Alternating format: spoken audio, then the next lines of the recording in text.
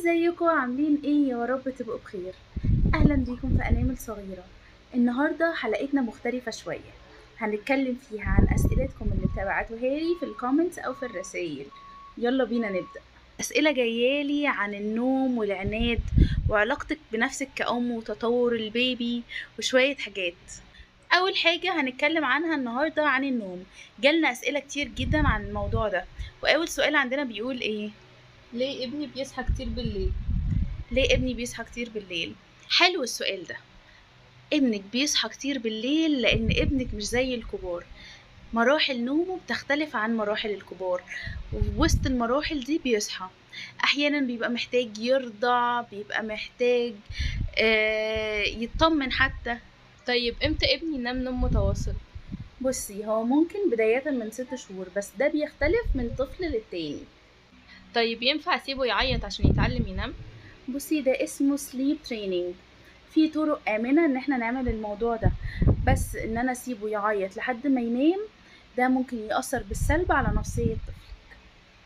ابني بينام متأخر جدا، اعمل ايه؟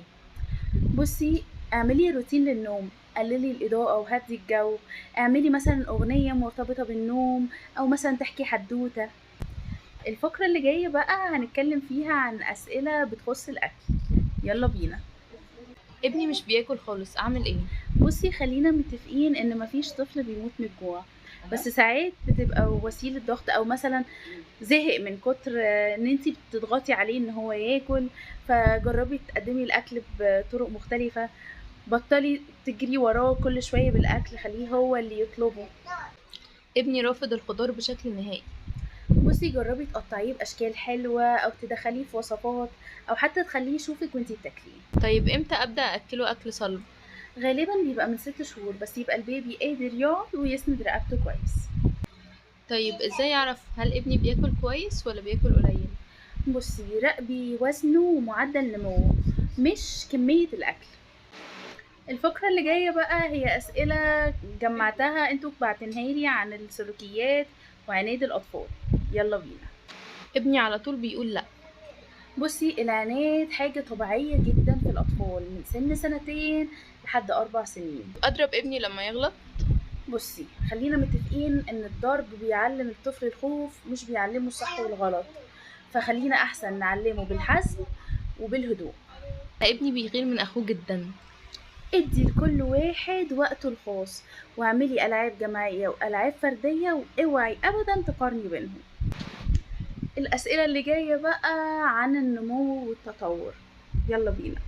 هو انا ابني هيمشي امتى وهيتكلم امتى وهيسنن امتى؟ بصي، الكلام في الموضوع ده ليه نطاق واسع قوي، بس المشي عادة بيبقى من 9 شهور لسنة ونص، والكلام بعد السنة. ابني ما بيتكلمش، اروح لاخصائي؟ بصي، لو عدى 2 وما بدأش يقول كلمات واضحة، الأحسن إنك تروحي من بدري لأخصائي. طيب هل في علامات بتدل على ذكاء الاطفال؟ بصي، خلينا متفقين ان الذكاء يعني في حاجات مختلفة جدا، كل طفل ذكي بطريقة معينة. في طفل في ذكاء حركي، وذكاء عقلي، وذكاء اجتماعي. الفقرة اللي جاية بقى هي القريبة من قلبي وقلبكم، هي إحساسنا إحنا ومشاعرنا. يلا بينا نسمع الأسئلة. انا بحس بالذنب طول الوقت، وطول الوقت بحس ان انا مش كفايه. بصي، ده إحساس طبيعي جدا، بس ده مش إحساس صحي بالمرة.